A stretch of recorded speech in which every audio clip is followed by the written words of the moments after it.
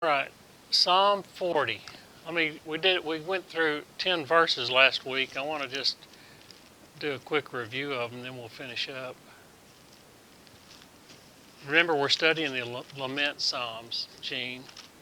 It's a group of about 40 or so psalms that deal with people that are psalmists that were going through problems with either spiritual problems, mental problems, physical problems, any kind of problem you can imagine. They were going through these problems, and they were trying to understand where God is when they're going through that. Why do we have to wait so long when we're asking Him to do things? What is it that, maybe we're even misunderstanding how God is supposed to act. We think He should act one way, and He wants to act another way. So that's what these Psalms are about. So last week, well, first of all, when we studied Psalm 73, we talked about three phases that a person goes through in the lament psalms. Some of the phases are there. Some of them don't have all the phases, but they'll start out with what's called a proper orientation on how they look at God, how they understand God, how their faith is in God. Then something happens, and they enter this time of problem in their life, and they get disoriented. They kind of lose their way in how they look at God, and they have a misunderstanding of how God is supposed to act and how they're supposed to do and how they're supposed to wait and all those things.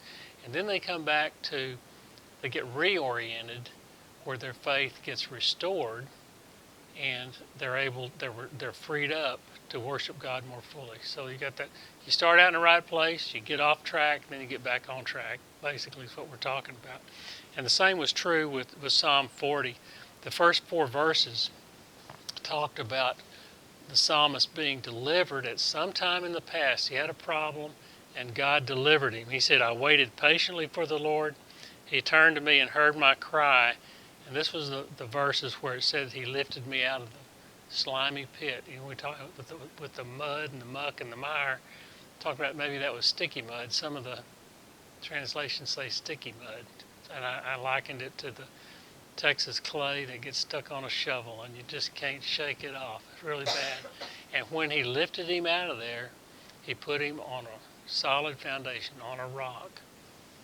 And then, starting in verse 5, he 5 through 10, he expressed his faith and praise of God. Some of the verses that he said there. Verse 5, he said, "Many, O Lord my God, are the wonders You have done, the things You have planned for us. No one can recount to You. Were I to speak and tell of them, there would be too many to declare."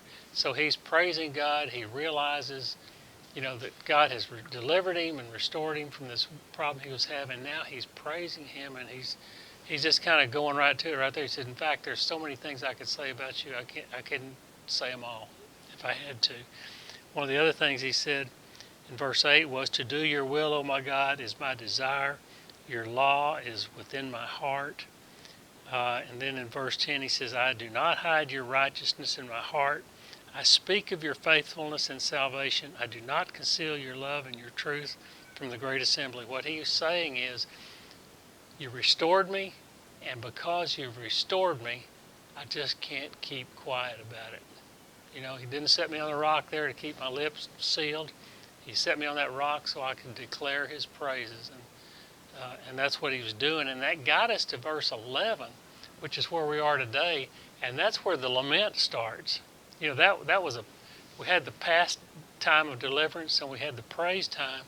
Then now here's the reason for Psalm 40. It starts in verse 11. He's got a description of his need for divine aid. He's got another problem. Okay, and so that's where we are, verse 11.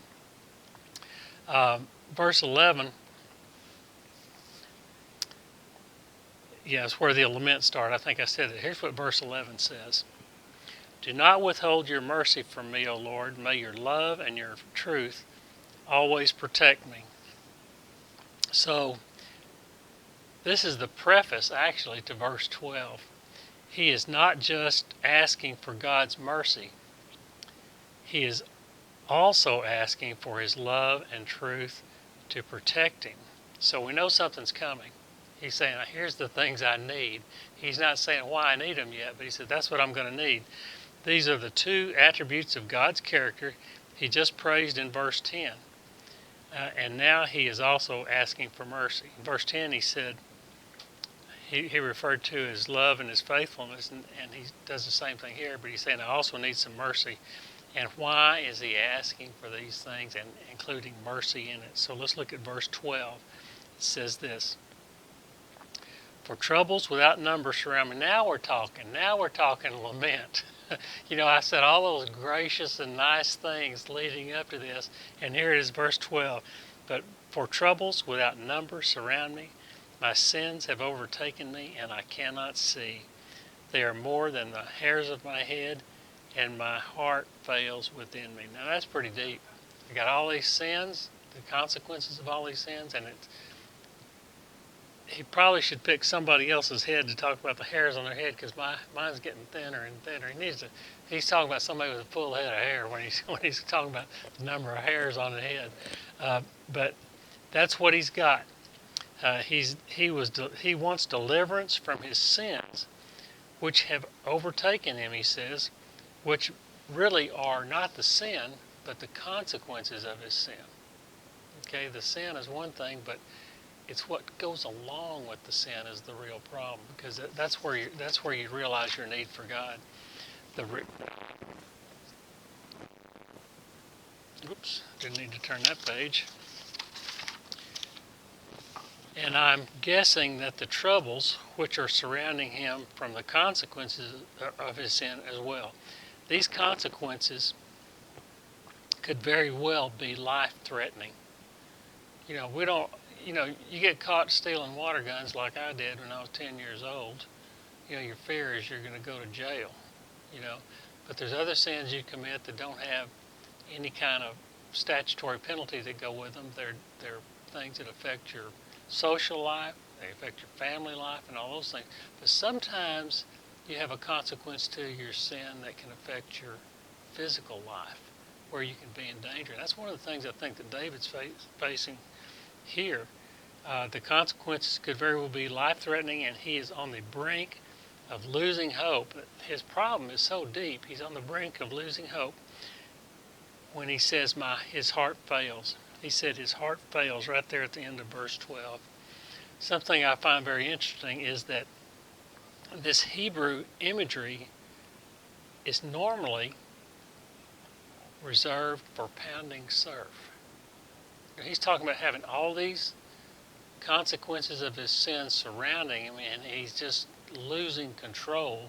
He has lost control, but this imagery, to get things straight, is like pounding surf. If you are standing in the ocean and a big wave comes over you, it just pounds you, and it can knock you down. And what happens when it knocks you down? You may not be able to get up. It just keeps pounding you and pounding you. If you get the undertow pulls you out a little further, and it comes over and washes over you again, and it just keeps pounding on you. So that's the kind of imagery that this Hebrew language is usually reserved for. Just to give you an idea, he's surrounded by problems, and that's what this is actually likened to. Big waves crashing down on a swimmer or a shipwrecked survivor in the open sea. He is no longer able to see beyond the crashing waves. He's surrounded.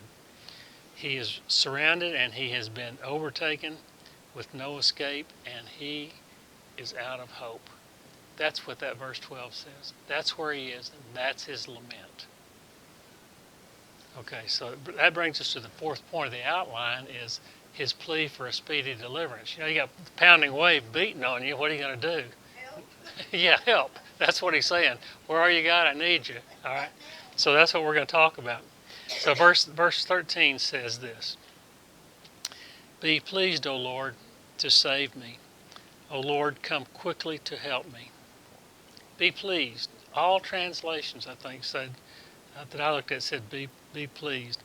It can also mean accept favorably. Accept favorably. So accept my sin and save me. That's what he's saying. Take as long as you want? I don't think so. He said, come quickly. I need you now. Now, what did we spend a lot of time talking about last week? Waiting patiently. We had this whole outline about how to wait on the Lord that we got out of Psalm 37. So these lament psalms are about waiting. They're about calling on God to do something. And whenever you call on God, you have to do one thing, and that is wait. You either wait for a short period of time, you get him to answer and deal with your problem right away, or not. you know he's going to deal with it sooner or later, but you may have to wait a long time. He says, I need you quickly.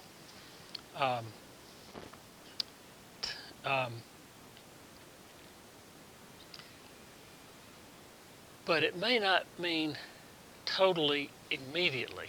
He says quickly, but it may not be like immediate. He says quickly. He may realize that it just takes a certain amount of time to get things done. So he may be talking about quickly within the realm of reason. It's a touching verse. He's humble.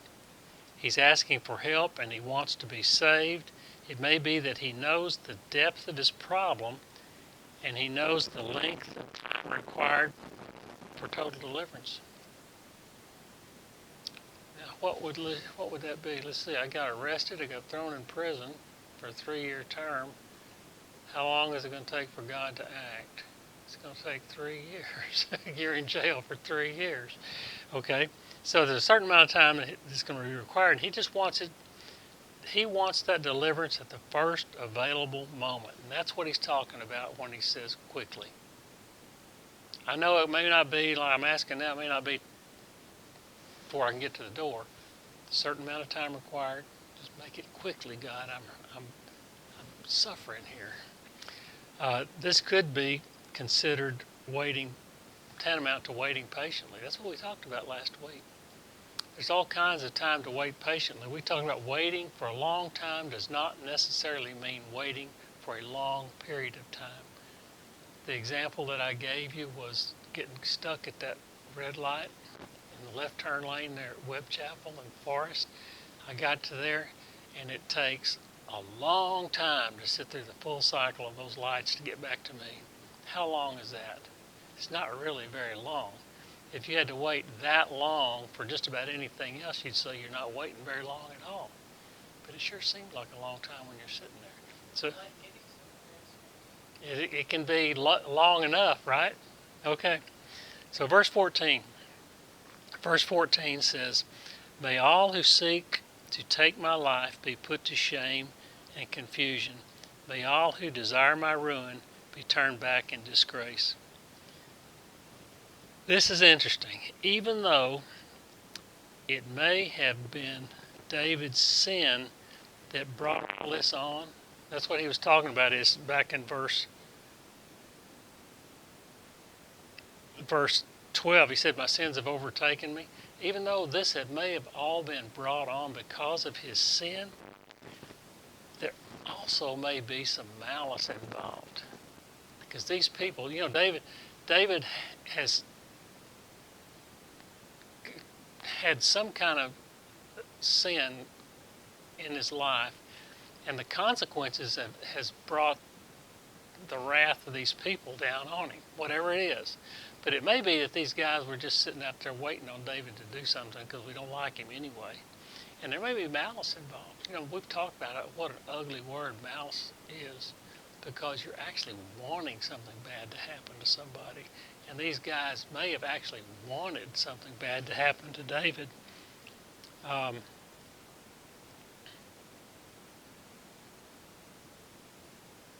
says they seek to take his life. They want to take his life. I think there is malice involved. So they desire his ruin, it says. They seek to kill him, and David wants deliverance from that. Verse 15. Verse 15 says, may those who say to me, aha, aha, be appalled at their own shame. Let shame be their reward for malice. That's what he's saying. And let them be appalled at what they see when they see themselves for what they are. Probably not going to happen. You know, that's what David's prayer is. These guys are coming down on me. I want them to see, part of the punishment to be for them to see what they really are, for them to understand what bad people they really are. That may or may not happen, but that's his prayer. Then verse 16 says, but may all who seek you rejoice and be glad in you. May those who love your salvation always say, the Lord be exalted. David is asking for a blessing on all who seek to follow God. Those who seek and find God of necessity must rejoice and be glad. And if you find God, if you're seeking God and finding God, you're going to rejoice when you find him. There's no other way to be. And those who find God and the salvation he provides will of necessity extol him. You know what extol's not used here, but we learned the word extol when we studied the praise psalms. And they were talking about extolling the name of God, extolling God. You know what extol means? It means more than praise. It means high praise. And that's kind of the way I see things for this. He says they will of necessity extol him because of the love they have in their hearts for him. Okay? In verse 17, this closes out the chapter. Yet I am poor and needy. May the Lord think of me. You are my help and my deliverer. Oh my God, do not delay. Poor and needy. He's spiritually bankrupt. You know, David's not poor and needy. He's a rich man. He's king. I guess he's king here. But he sees himself, he's spiritually bankrupt. David has the steadfast hope and faith in God as his help and his deliverer. He does not, he's not begging God. He's not begging God. That's the thing we need to realize. Sometimes we think we need to beg God. I mean, I need him to come right now. I need him so badly.